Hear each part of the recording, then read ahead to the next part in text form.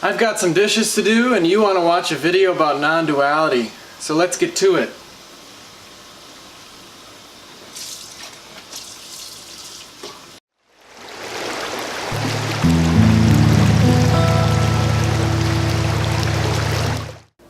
I'm Russ Rapp and this is my YouTube channel about non-duality. And as I do dishes, what I wanted to talk about is the meaning of words and how that can get in the way of understanding what non-duality is. So non-duality literally means not two. So what that's pointing to is this idea that the dualism, or the belief that in separation that there's a self and an other, or there's up and down, left, right. All those realities are a form of dualism that our mind creates. And so we give life all the meaning it has, and to really understand that, it's really helpful to think about the meaning of words and how we give words meaning. Because oftentimes, when you hear other languages and you don't know what they mean, it doesn't have much of an effect on you. I mean, words have nonverbal or tonal meanings, or the way words sound, whether you understand what the words mean or not, do have an impact. But ultimately, when you don't understand the meaning of the words, it's really hard to have any effect, or they don't have any meaning to your life. And so the words that we use are really important. And with non-duality, literally meaning not two, when people use words like love or enlightenment or let's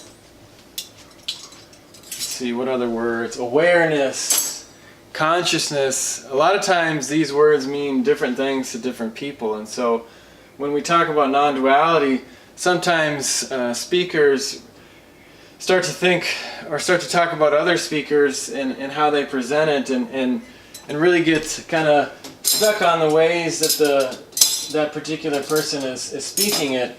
And that's where some of the confusion lies, because sometimes people think, well, non-duality is something that you can have, and so one speaker maybe understands it better than another. But really, non-duality is pointing to the fact that this reality is all there is. This is what is.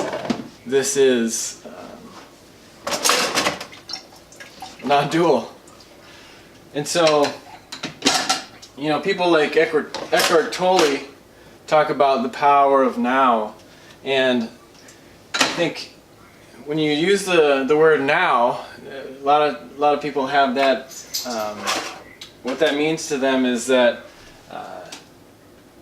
it's this very moment, or I could pull out the dictionary and tell you the actual definition, but most people have a pretty good grasp of what now means. It's now is not in the future, it's not in the past. And what I think people get confused on when they talk in terms of non-duality and this idea of a now is that when you talk about a now, there is a mental concept of there being a not now. And so what non-duality is saying is that the not now and the now are one and the same, or they're neither, they're not separate, I guess you could say. And so what does that mean? It means that what happens is people take this idea of there being a now and that there is a not now, and so they start to think that somehow they can be, or they can put themselves in a state of not now, where non-duality is saying that now is the only thing that actually exists, and not now is an illusion. And so the description of now and not now are really just words. It's the same thing with my video about enlightenment.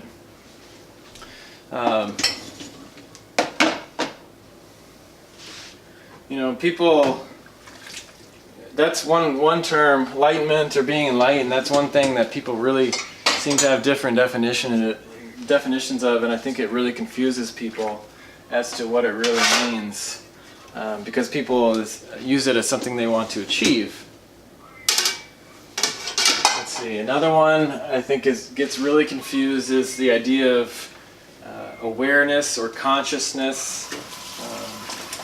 And depending on how that's used, that can have an effect on the conversation. And so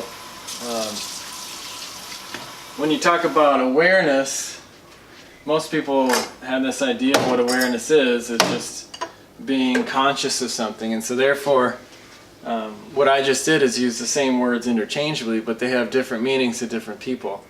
And so when you talk about consciousness, most people use it in different ways and in different uses in the same sentence. And so really what it comes down to is consciousness is just a word that we use to describe a phenomenon.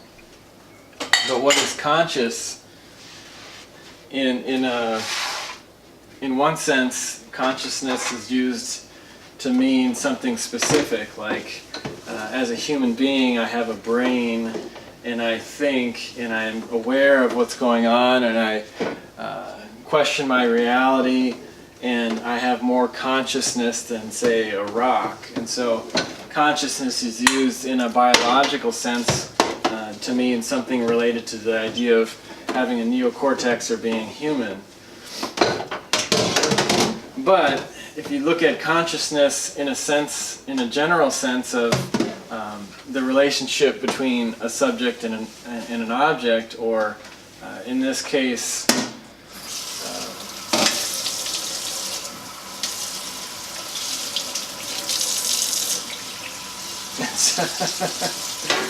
I wanted to try this out to see how making a video while doing the dishes goes. So this is the result, giver. So you take what you can get here. So this idea of consciousness for people is different in the sense, in a lot of ways, when it's used in non-dual terms. And I think what another way that people use the term is aliveness, or just any sort of awareness. And so everything that exists that can be perceived in a way is conscious. It's not conscious in the sense that we humans have consciousness, but in a way there's always a relationship between the subject and the object, or the thing that's perceiving and the thing that's being perceived. And so that's why sometimes people use the word aliveness, meaning just everything that is having some sort of awareness, whether it's at an atomistic level or in the terms of human consciousness.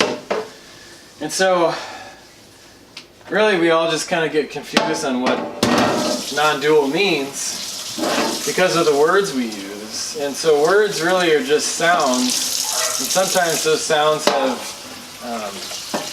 certain tone qualities, or if you use a lot of vowels or consonants, it has a certain effect. But ultimately, if I don't know what a certain word is, it's not going to cognitively make much of a difference to me.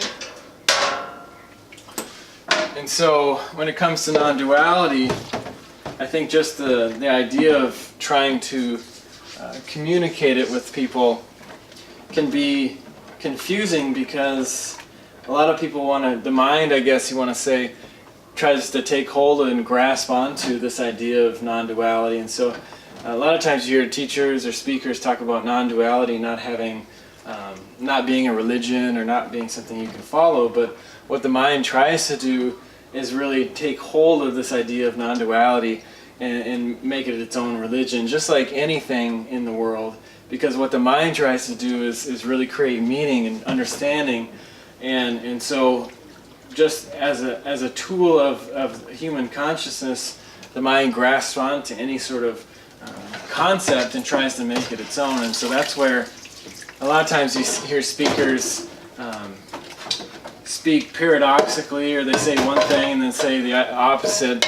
It's because the mind wants to latch on to what the speaker is saying. And so I think a lot of what the non-dual teachers or speakers try to do is try not to allow the mind to really grasp hold onto it. And I think a lot of meditation practices do a lot of the same thing.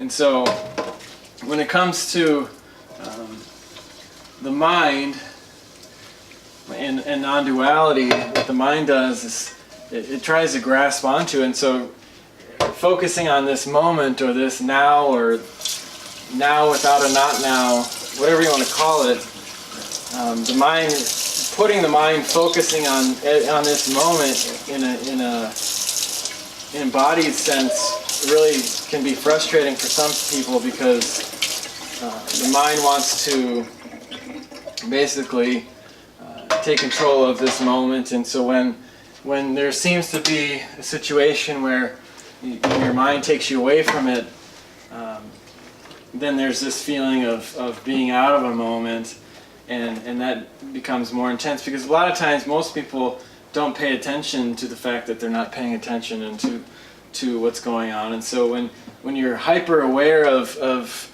your mind and your emotions, sometimes that can have the reverse effect, where it seems like you have even less control over what's going on. And so that's kind of the paradox of the non-dual teachings, is that people try to make it something of their own and something they can do, so it actually adds more stress to their life. But ultimately, it doesn't matter one way or the other what you do. And so, I think a lot of times people want non-duality, and they kind of conflate the term with this idea of mindfulness.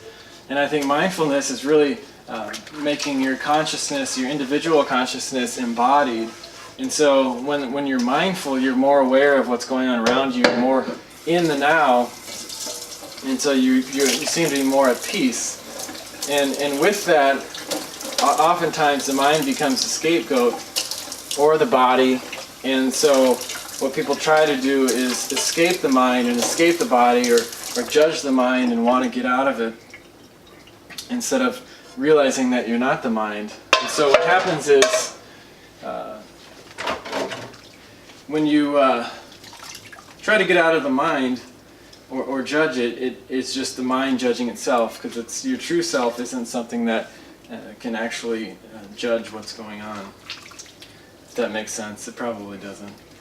But when it comes to this idea of mindfulness, people want to get rid of the mind because they see it as being the enemy. And so, but what happens to be the case is that no one really actually wants to get rid of the mind, because the mind does amazing things. Being a non-dual teacher doesn't mean that I can't remember my name, or anyone that wants to speak about non-duality, or have any sort of idea of my body, or where I'm at, or what I'm doing, or the fact that I'm doing dishes. I can do dishes and talk about non-duality, and hopefully not cut myself with this knife here. And I can do that, maybe not skillfully, but the idea is that when people want to judge the mind, or be angry at the mind for what it does naturally, being something that separates life, or makes things, or makes judgments, or creates this idea of a self and an object, or the fall from grace, or whatever you want to call it, the original sin. What the mind does. Oh, there's my key to wrap it up here. So what, and I just so happen to finish the dishes. So what the mind does is it wants to basically take control over the situation, and it judges its own self for being the problem, but it becomes more of the problem because of what it does. And so by relaxing into the fact that the mind is not a bad thing, neither is the body, will help you just be at more peace. And so in turn you won't be using non-duality as something that you're doing. So hopefully you enjoyed this video of me doing dishes here. If you could subscribe to my channel, there'll be other videos similar to this, where hopefully it'll make some sense to you, or maybe if it doesn't, that's okay. And so subscribe to my channel, and until next time, peace. It's been real, unreal, and whatever else you want it to be.